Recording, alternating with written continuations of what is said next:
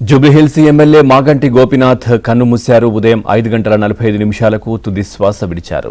ఈ నెల 5న గుండెపోటుతో ఏఐజీ ఆసుపత్రిలో చేరిన మాగంటి చికిత్స తీసుకున్నారు. కానీ ఇవాళ తెల్లవారుజామున కన్నుమూశారు.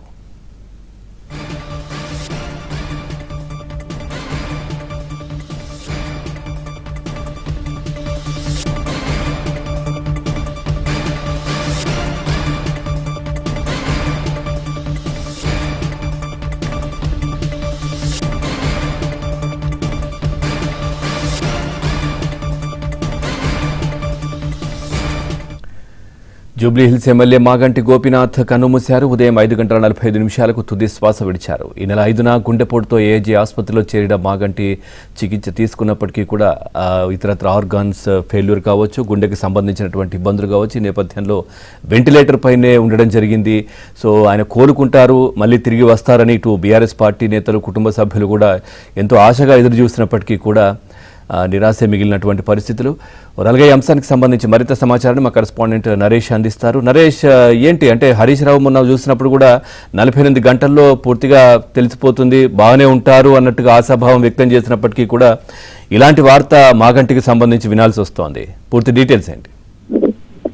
దానికి మాగంటి గోపీనాథ్ ఆయన తిరిగి ఇంటికి వస్తారని చెప్పి బీఆర్ఎస్ పార్టీ అంతా కూడా భావించింది. వాస్తవానికి ఆయన గత సంవత్సర కాలంగా అనారోగ్యంతో బాధపడుతున్నప్పటికీ కూడా ఈ మధ్య కాలంలో అడపదడప పార్టీ కార్యక్రమాల్లో పాల్గొంటున్నారు. అయితే అనూహ్యంగా ఈ నెల 5వ తేదీన ఆయన ఇంట్లో కుప్పుకూలి అంటే స్పృహ తప్పి పడిపోవడంతో ఆయన వెంటనే ఏజీ ఆసుపత్రికి తరలించారు. 48 గంటలు గడిస్తే గానీ ఆయన ఆరోగ్య పరిస్థితి మీద చెప్పలేమంటూ కూడా అప్పుడు వైద్యులు చెప్పిన పరిస్థితి. ఈ నేపథ్యంలోనే గత 3 రోజులుగా కూడా ఆయనకి మెరుగైన వైద్యం అందించే ప్రయత్నం చేసినప్పటికీ ఆయన ఈ రోజు తెల్లవారుజామున కన్నుమూశారు. బీఆర్ఎస్ నాయకులంతా కూడా ఆయన తిరిగి కోలుకుని మళ్ళీ యథావిధిగా పార్టీ కార్యక్రమాల్లో పాల్గొంటారని చెప్పి ఆశించారు. ఇందులో భాగంగానే నిన్న ఉదయం అమెరికా నుంచి వచ్చిన వెంటనే కేటీఆర్ కూడా వెళ్లి ఆయన్ని పరామర్శించారు. ఆయన కుటుంబ సభ్యులతో మాట్లాడారు. గత 2-3 రోజులుగా కేటీఆర్ సతీమణి శైలమ కూడా మాగంటి గోపీనాథ్ కుటుంబ సభ్యులతోనే వెన్నంటి ఉన్నారు. ఈ రోజు వాస్తవానికి మాజీ ముఖ్యమంత్రి బీఆర్ఎస్ పార్టీ అధినేత కేసీఆర్ కూడా ఏదైతే ఏజీ ఆసుపత్రికి వెళ్లి మాగంటి గోపీనాథ్ ను పరామర్శించాలని చెప్పి భావించారు. అందులో భాగంగానే మీడియా కూడా సమాచారం ఇచ్చారు. అయితే ఇప్పుడు ఆయన మాగంటి గోపీనాథ్ మృతి చెందడంతో కేసీఆర్ కూడా ఈ రోజు ఆయన నివాసానికి వెళ్లి నివాళులర్పించే అవకాశం కనిపిస్తుంది. ఇప్పటికే పార్టీ నాయకులంతా కూడా ఒక్కొక్కరుగా ఏఐజీ ఆసుపత్రికి బయలుదేరుతున్నారు. గత 2 పర్యాయాలుగా వరుసగా బీఆర్ఎస్ పార్టీ టికెట్ మీద 2018లో అదేవిధంగా 2023లో జరిగిన అసెంబ్లీ ఎన్నికల్లో జూబ్లీహిల్స్ నుంచి వరుసగా 3 సార్లు గెలిచారు. 2014లో తెలుగుదేశం పార్టీ నుంచి గెలిచిన మాగంటి గోపీనాథ్ తర్వాత బీఆర్ఎస్ పార్టీలో చేరారు. తర్వాత 2 సార్లు బీఆర్ఎస్ పార్టీ నుంచి గెలిచారు. అంటే వరుసగా 3 సార్లు హ్యాట్రిక్ సాధించిన ఎమ్మెల్యేగా కూడా సిటీలో మాగంటి గోపీనాథ్ రికార్డు సృష్టించారు. అయితే పార్టీ శ్రేణులతో కావచ్చు, పార్టీ నాయకులతో కావచ్చు, అందరితో కూడా కొంత కలివిడిగా ఉండే గోపీనాథ్ మృతి చెందడంతో కొంత బీఆర్ఎస్ పార్టీలో కూడా విషాద ఛాయలు అలుముకున్నాయి.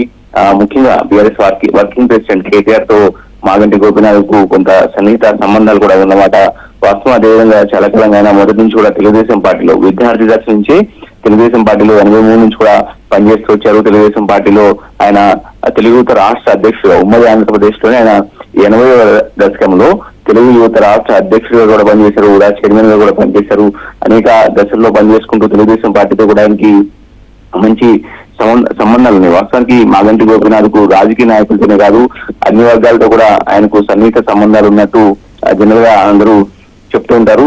దీంతో ఆయన మృతిని కొంత పార్టీ శ్రేణులు కావచ్చు, జూబ్లీహిల్స్ క్యాడర్ కావచ్చు జీర్ణించుకోలేకపోతున్న పరిస్థితి.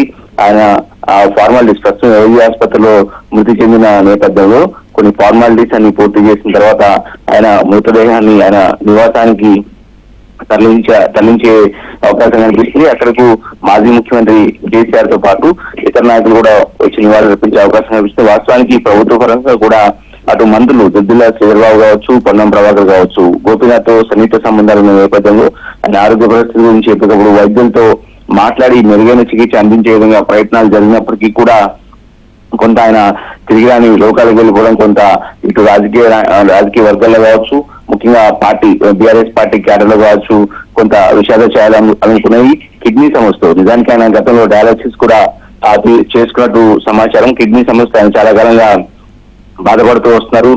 వాస్తవానికి గత ఫిబ్రవరి మార్చి నెలలో మాత్రమే బీఆర్ఎస్ పార్టీ కార్యక్రమాలకు 1-2 సార్లు వచ్చారు. ఈ మధ్యకాలంలో ఎక్కడ కూడా ఆయన పార్టీ కార్యక్రమం కూడా పెద్దగా కనిపించట్లేదు. అయితే తాజాగా ఏప్రిల్ 27న జరిగిన బీఆర్ఎస్ రజతోత్సవ సభ సందర్భంగా మాత్రం కొంత బీఆర్ఎస్ పార్టీ కార్యాలయం దగ్గర భారీ అంటే కేసీఆర్ కటౌట్ ను, ఒక భారీ కేసీఆర్ కటౌట్ ను ఏర్పాటు స్వయంగా ఆయన అక్కడ నిలబడి ఎండలో కూడా నిలబడి ఏర్పాటు చేయించిన విషయాన్ని కూడా పార్టీ శ్రేణులు గుర్తు చేసుకుంటారు. వాస్తవానికి తెలంగాణ భవన్ దగ్గర ఇప్పటికీ కూడా ఒక కేసీఆర్ కు సంబంధించిన ఒక భారీ కటౌట్ ఉంది. ఆ కటౌట్ మాగంటి గోపీనాథ్ స్వయంగా ఆయనే వచ్చి ఆ కటౌట్ ను ఏర్పాటు చేయించి వెళ్ళిన విషయాన్ని కూడా పార్టీ శ్రేణులు గుర్తు చేసుకుంటున్నాయి. ఏదైనప్పటికీ కూడా మాగంటి గోపీనాథ్ మృతి చెందడంతో బీఆర్ఎస్ పార్టీ కొద్దిగా సిటీలో ఒక బలమైన నాయకుడిని కోల్పోయినట్టుగా కూడా పార్టీ నాయకులు కావచ్చు, కేడర్ కూడా భావిస్తున్న పరిస్థితి.